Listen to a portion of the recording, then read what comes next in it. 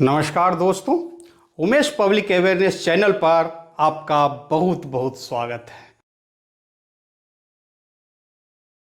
दोस्तों, अभी जो बिहार में जमीन का विशेष सर्वेक्षण हो रहा है, इस सर्वेक्षण को लेकर हमारे किसान भाइयों के, रैयत बंधुओं के बहुत सारे प्रश्न सरकार के समक्ष थे। जैसे वंशावली कहाँ से बनाना है, कौन कौन से दस्तावेज जमा करना है। अब इसको लेकर सरकार के द्वारा आम सूचना निर्गत कर दिया गया है। अब राजस्व एवं भूमि सुधार विभाग बिहार द्वारा जनहित में यह नोटिस जारी किया गया है।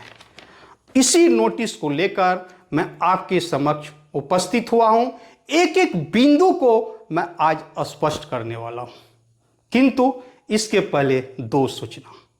अभी 3-4 दिन पहले न्यूज 18 बिहार झारखंड के द्वारा हमारे राजस्व विभाग के जो सेक्रेटरी सर हैं, सचिव महोदय हैं, श्री जय सिंह के द्वारा लगभग 1 घंटा 35 मिनट का आपके जो सवाल थे उसका जवाब दिया गया है न्यूज 18 बिहार झारखंड पर।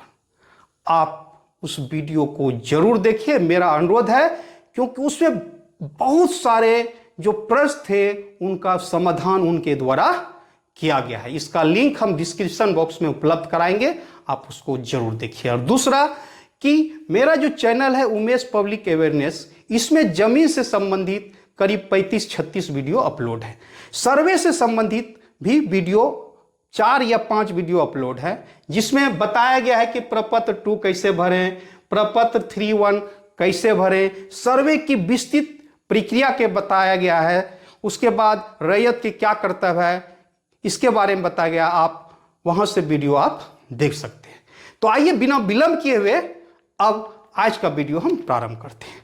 आज का वीडियो का जो विषय है हमने दिया है वो है जमीन का सर्वे हेतु रैयत के लिए समान अनुदेश। और यही जो है समान अनुदेश जारी किया गया है भू अभिलेख एवं परिमाप निदेशालय, राजस्व एवं भूमि सुधार विभाग बिहार सरकार के द्वारा। और इस समान अनुदेश को 2 भागों में विभक्त किया गया है। पहला है आवश्यक है और दूसरा है कि आवश्यक नहीं है। आवश्यक है में 7 बिंदुओं की चर्चा की गई है और आवश्यक नहीं है में 5 बिंदु की चर्चा की गई। अब पहले दोस्त इसका स्क्रीनशॉट आप ले लीजिए। अब आइए आवश्यक है में पहला जो बिंदु है उसकी हम चर्चा करते हैं। स्वघोषणा का प्रपत्र 2 रैयत या रैयत के वंशज द्वारा धारित भूमि को भरकर अपने अंचल के शिविर में जमा करें। यह दूसरा विकल्प दिया गया है भू अभिलेख या परिमाप की वेबसाइट dlrs.bihar.gov.in पर अपलोड करें। आइए इसका थोड़ा हम व्याख्या करते हैं। प्रपत्र 2 दोस्तों, यही प्रपत्र 2 है। प्रपत्र 2 क्या है कि रैयत द्वारा धारित स्वामित्व भूमि की स्वघोषणा हेतु प्रपत्र। अब धारित भूमि का यहां मतलब है कि जिस मौजा का सर्वे हो रहा है, जिस रेवेन्यू विलेज का सर्वे हो रहा है, उस रेवेन्यू विलेज के अंतर्गत आपके पास जो जमीन है उस जमीन की विवरणी इसमें भरना है। पहले हमने बताया कि सर्वे हमेशा राजस्व ग्रामवार होता है, मौजा वाइज होता है। अंचल होता है, वह अंचल विभिन्न हल्का में बटा रहता है और एक हल्का में कई राजस्व ग्राम होता है और एक एक करके राजस्व ग्राम का जो होता है वो सर्वे होता है, जिसके आधार पर खतियान बनता है और नक्शा बनता है। तो अब किसको जमा करना है? रैयत या रैयत के वंशज द्वारा।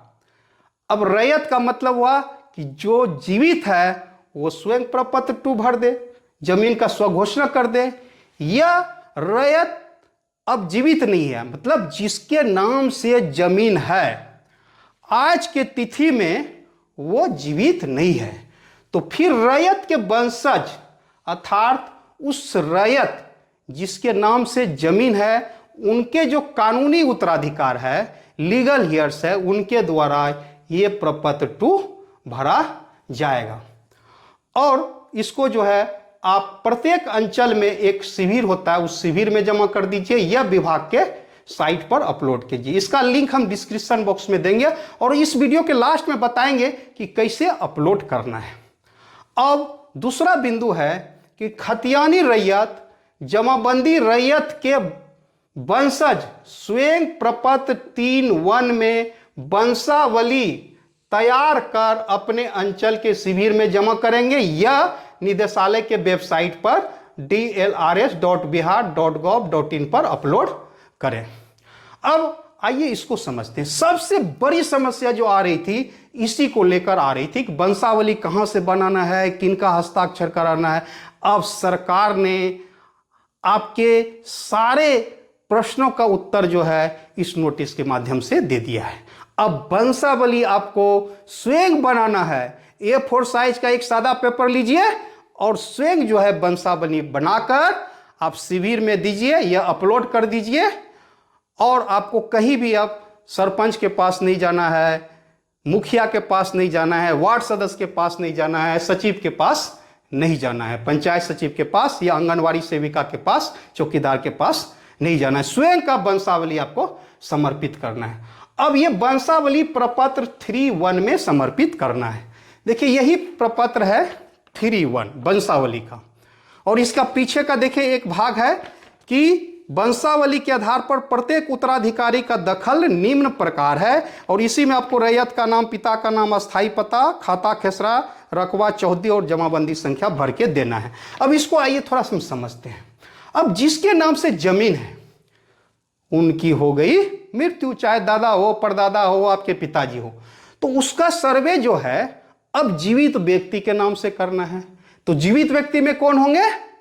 जो उस जमीन के मालिक थे, आपके पिता थे, दादा थे, परदादा थे, तो अब उनका जो लीगल हियर्स होंगे, कानूनी उत्तराधिकार होंगे, उसी का वंशावली बनाना है। और वंशावली जो प्रारंभ करना है वहां से करना है जिसके नाम से जमीन है। जमीन जिसके नाम से होगा वहीं से आप वंशावली का नाम प्रारंभ कीजिए और धीरे धीरे लीगल हियर्स में आप चले जाइए।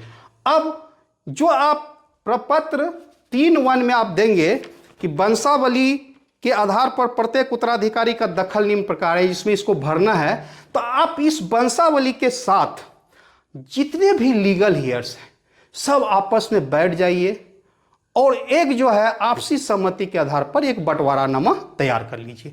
अगर आपका पहले मौखिक बंटवारा हो गया है, आपका दखल कब्जा है, किंतु पेपर नहीं बना है, तो आप अब पेपर बना लीजिए और जमा कर दीजिए। अगर बंटवारा नहीं हुआ है तो पुनः मिल बैठ के सभी लीगल हियर्स बैठिए और एक बंटवारानामा बना लीजिए, ताकि सर्वे में जो है जितने भी जीवित व्यक्ति है उसके नाम से सर्वे हो जाएगा।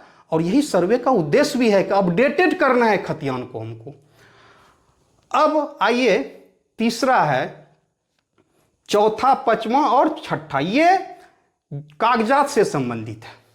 राजस्व रसीद की छाया प्रति स्वघोषणा के साथ संलग्न करें। दोस्तों जो हमारे रैयत हैं, रैयत जब लगन पे करते हैं उनको राजस्व रसीद दिया जाता है, जिसको मालगुजारी रसीद कहते हैं, लगन रसीद कहते हैं। इसी लगन रसीद की छाया प्रति जो है स्वघोषणा अर्थात प्रपत्र 2 के साथ संलग्न करके आपको जमा कर देना है या अपलोड कर देना है। चौथा बिंदु है, यदि आपको जमीन क्रय से प्राप्त हो, बदले से प्राप्त हो अर्थात एक्सचेंज से कहीं मिला हो, या आपको दान में प्राप्त हो, गिफ्ट में प्राप्त हो, तो उस दस्तावेज का आपको छाया प्रति प्रपत्र 2 के साथ आपको जमा करना है या अपलोड कर देना है। पांचवा है, यदि सक्षम न्यायालय का आदेश हो तो आदेश की छाया प्रति। सक्षम न्यायालय का मतलब हो गया कि जैसे मान लीजिए सिविल कोर्ट से आपके पक्ष में किसी जमीन का डिक्री हुआ हो, मतलब टाइटल डिसाइड हो तो उस टाइटल का जो आदेश है उसको आपको संलग्न करना है। या आपका बंटवारा हुआ हो, पार्टीशन का कोई सूट चला था और उसके बाद आदेश पारित हुआ हो तो उस आदेश की कॉपी आपको लगाना है। छठा है बंदोबस्त भूमि, भूदान प्रमाण पत्र, वास्तविक पर्चा की छाया प्रति। इसको थोड़ा सा समझिए।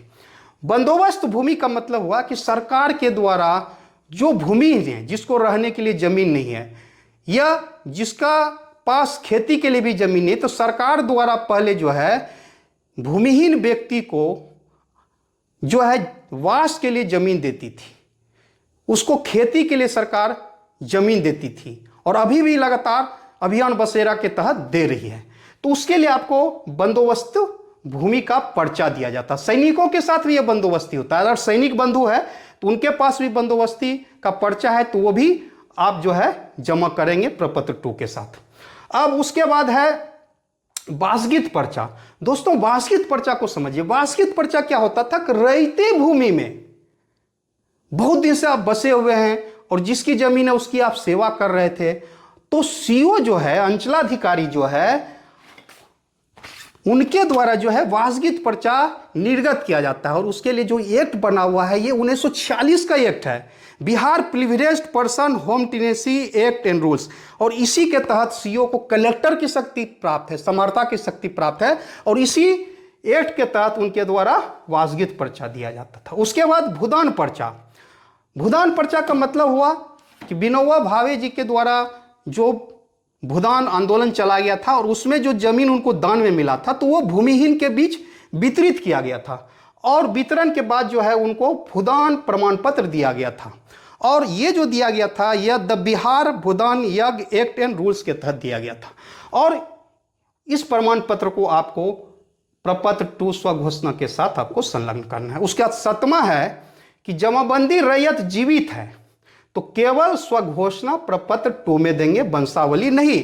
जैसा कि हमने बताया कि आप अगर खुद जीवित हैं तो फिर वंशावली की जरूरत नहीं है, आपके स्वयं के नाम से सर्वे हो जाएगा और आप स्वयं के नाम से जो है आप प्रपत्र 2 भर के दे दीजिए, इसमें वंशावली की जरूरत नहीं है। अब आइए जो आवश्यक नहीं है उसके बारे में समझते हैं। उसमें पहला है कि प्रपत्र 3(1) में वंशावली पर कार्यपालक दंडाधिकारी या नोटरी पब्लिक के समक्ष शपथ लेने की आवश्यकता नहीं है।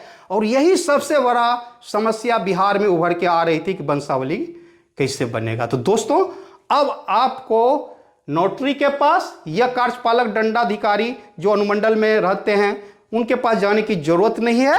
आप स्वयं का वंशावली बनाइए, ये 4 पेपर सादा पेपर में बनाइए, आप शिविर में जमा कर दीजिए और उसको अपलोड कर दीजिए। दूसरा कि प्रपत्र 3(1) में वंशावली पर संबंधित ग्राम पंचायत के प्रतिनिधि अर्थात मुखिया का, सरपंच का, वार्ड सदस्य का हस्ताक्षरित कराना आवश्यक नहीं है, कोई जरूरी नहीं है, स्वयं का वंशावली आपको बना के देना है।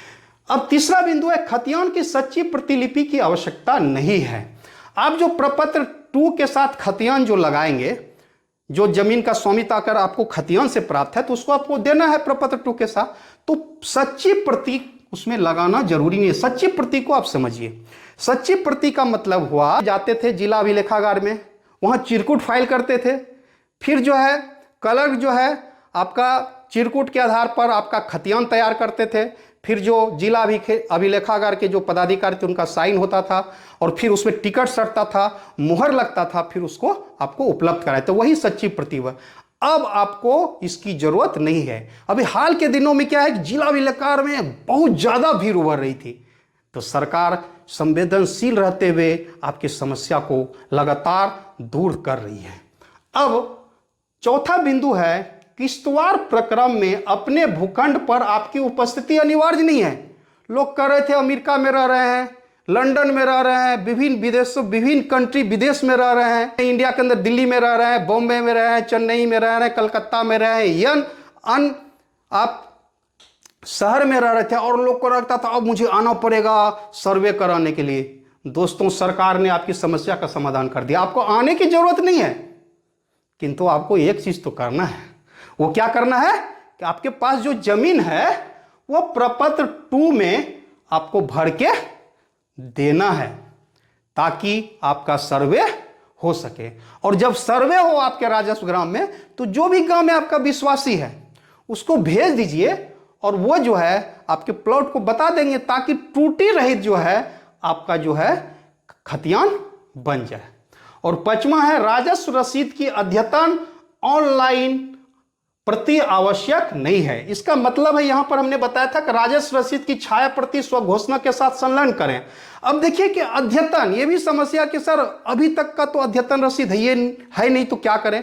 बोला कि जरूरी नहीं है ना, अभी अद्यतन का मतलब वर्ष 2024 का रसीद नहीं तो कोई बात नहीं, आपके पास जो भी पुराना रसीद है उसको आप प्रपत्र 2 के साथ उसको संलग्न कर दीजिए।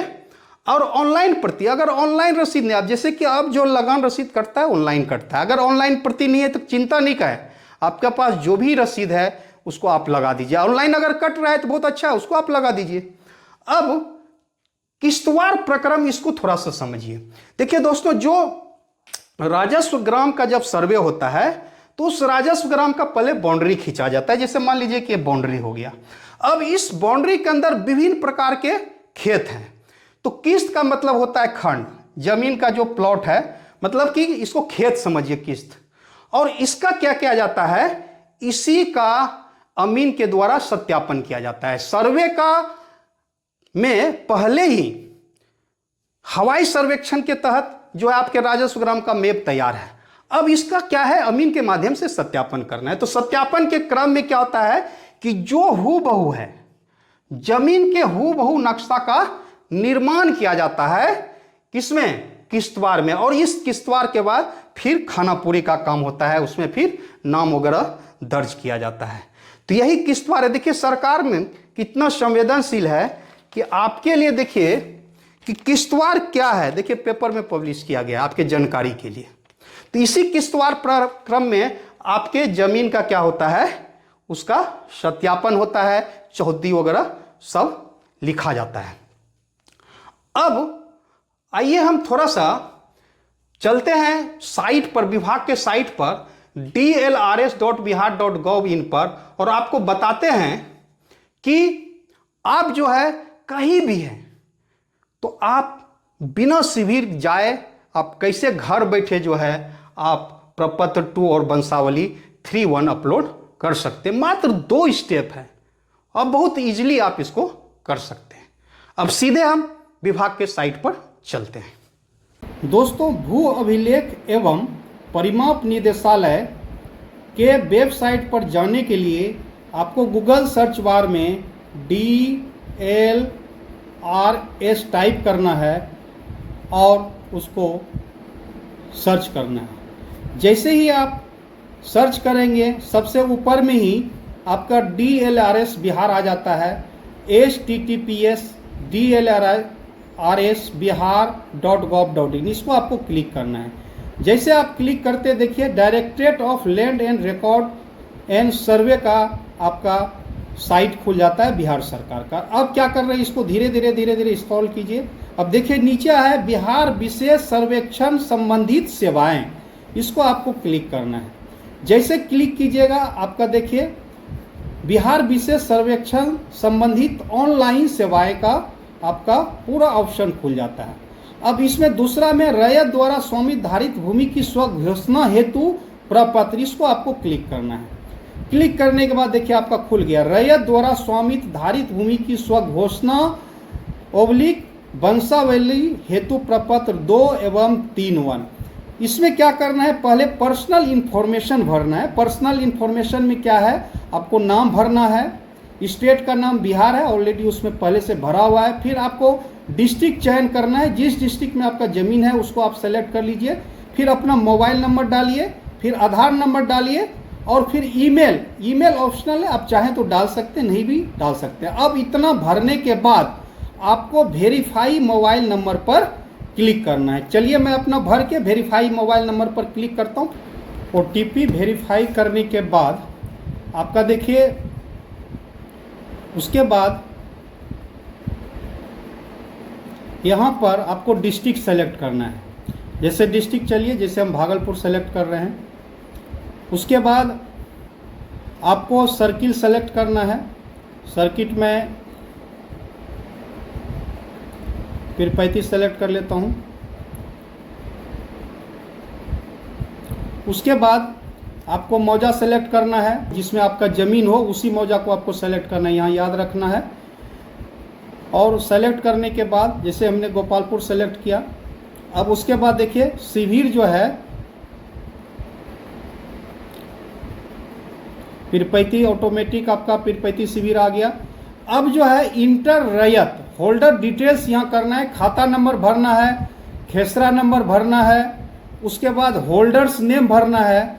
और इसको भरने के बाद आपके पास और ज़मीन है और खाता खेसरा की ज़मीन है, तो यहाँ पर क्या करना है, ऐड मोर होल्डर्स को इसको क्लिक करना है। जैसे क्लिक कीजिएगा दूसरा बॉक्स खुल जाएगा, फिर वहाँ खाता नंबर खेसरा नंबर भरिए और फिर होल्डर्स का नाम भरिए। यहाँ पर नोट में दिया है कि एक समय में केवल एक खाता खेसरा दर्ज किया जाएगा। पहली प्रविष्टि के बाद एक से अधिक खाता खेसरा प्रविष्टि के लिए ऐड मोर क्लिक पर बटन कीजिए। इसके बाद भरने के बाद अब अपलोड पीडीएफ है, इसमें पीडीएफ आप पहले से स्कैन करके रखिए और उसको आप तब फाइल को चूज करके इसमें अपलोड कर दीजिए। इसमें दिया गया है कि अपलोड जो पीडीएफ होगा वो 3 MB ही इसमें अलाउड किया गया है, 3 MB से ज़्यादा नहीं होगा। और जैसे ही आप सारा भर के अपलोड करने के बाद यहाँ सेव का ऑप्शन है, आप सेव को जैसे क्लिक करेंगे तो आपको जो है क्लिक करने के बाद आपको फिर है रैयत को मोबाइल पर कंफर्मेशन मैसेज जाएगा। आज का वीडियो यही समाप्त होता है, पुनः किसी नए वीडियो के साथ मुलाकात होगी। जय हिंद दोस्तों।